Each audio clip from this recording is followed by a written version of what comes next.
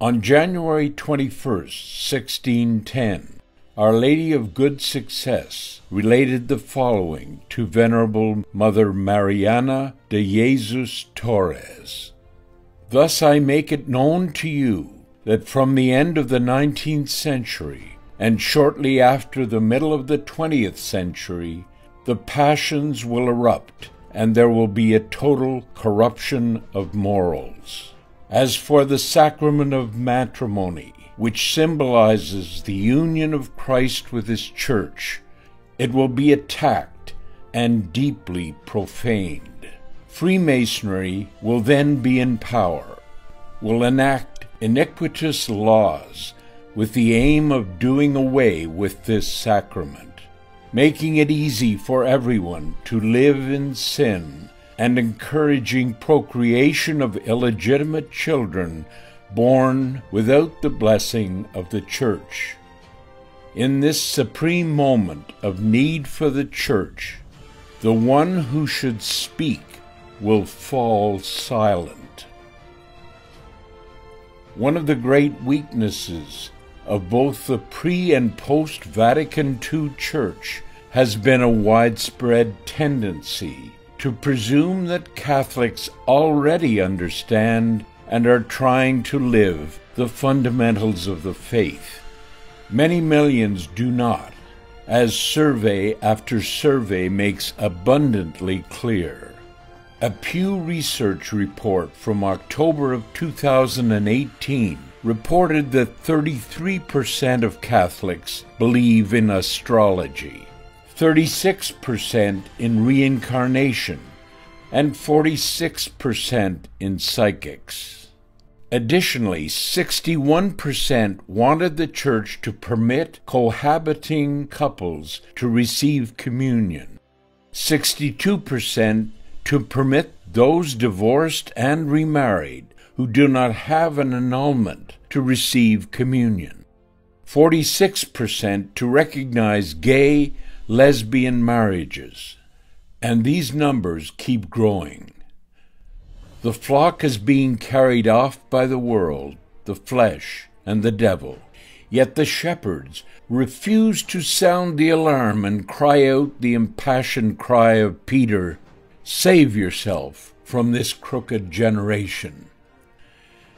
Many of the most faithful Mass attendees and active parishioners no longer believe what the Church teaches if it conflicts with the culture.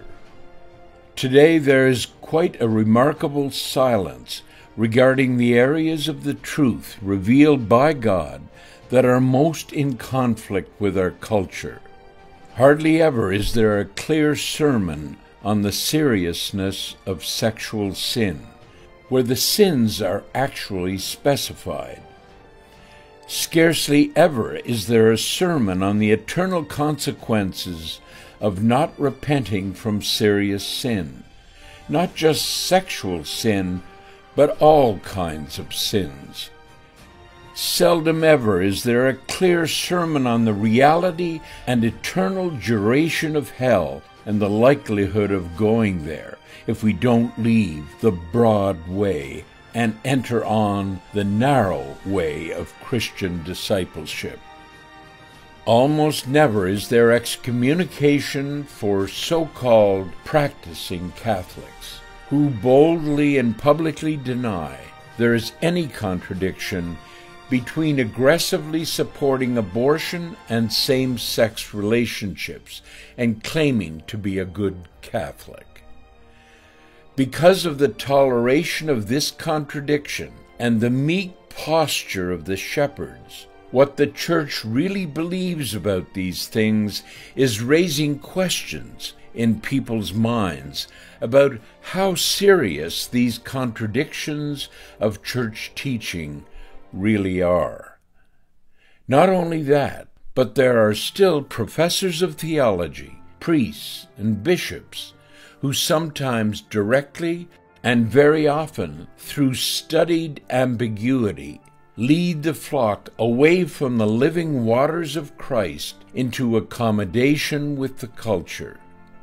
Very seldom is there ever any correction of such false teaching or deception by omission from those responsible for guarding the flock from error. Sometimes they are even affirmed and protected by cardinals and bishops sympathetic to their views. Sometimes they are even appointed to significant Vatican positions. The refusal of the bishops to judge where they really have the responsibility and power to judge, to maintain solidity of doctrine, morality, and mission within the Church, and to keep trying to be a player in the secular culture, thereby remaining silent about the ever-widening chasm between the culture and what the Church really stands for, has done and continues to do grievous harm. The shepherds have allowed themselves to be neutered by fear of men, both within and without the Church. Until bishops overcome their fear, it will be hard for our priests to stand firm and proclaim with boldness, confidence, and joy the whole truth of the gospel. And proclaiming the whole gospel today has to include the truth about heaven and hell, and the truth about those sins which will exclude us from the kingdom unless they are repented of.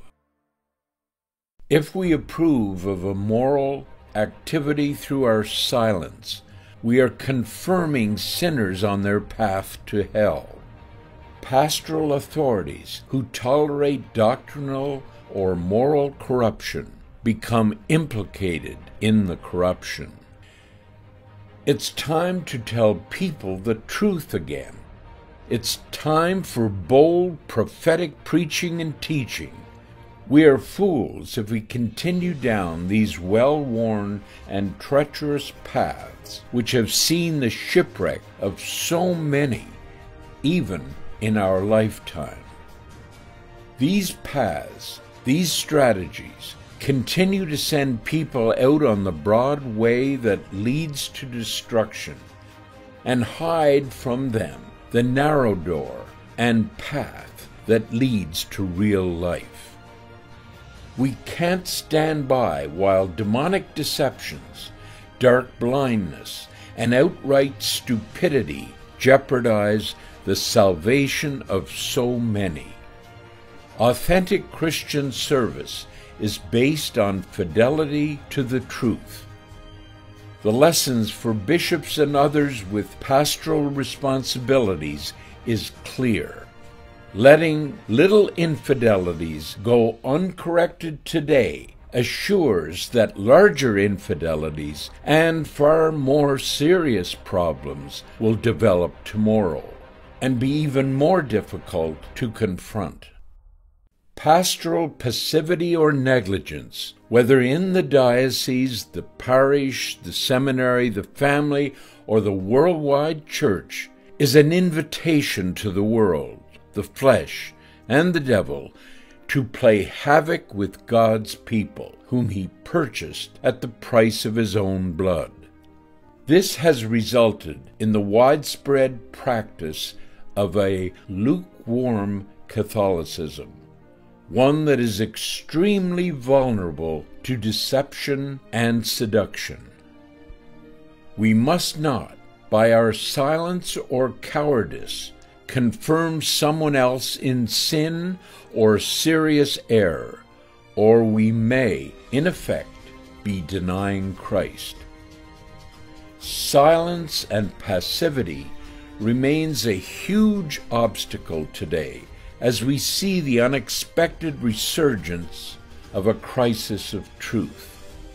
In order to equip our families, parishes, and dioceses for the situation they are really facing, we need to be vigorous in our teaching and preaching, including the correction of error, admonishment of public sinners, and confrontation with the wolves that both Jesus and the apostles prophesy.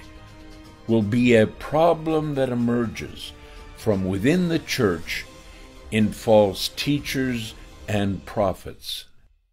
As the Apostle Paul wrote in his second letter to Timothy, "I charge you, in the presence of God and of Christ Jesus, who is to judge the living and the dead, and by his appearing and his kingdom, preach the word, be urgent in season and out of season, convince, rebuke, and exhort, be unfailing in patience and in teaching.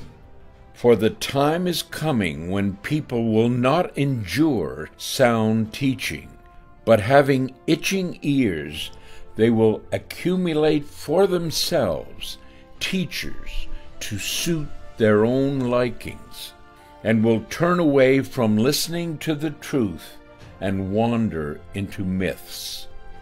As for you, always be steady, endure suffering, do the work of an evangelist, fulfill your ministry."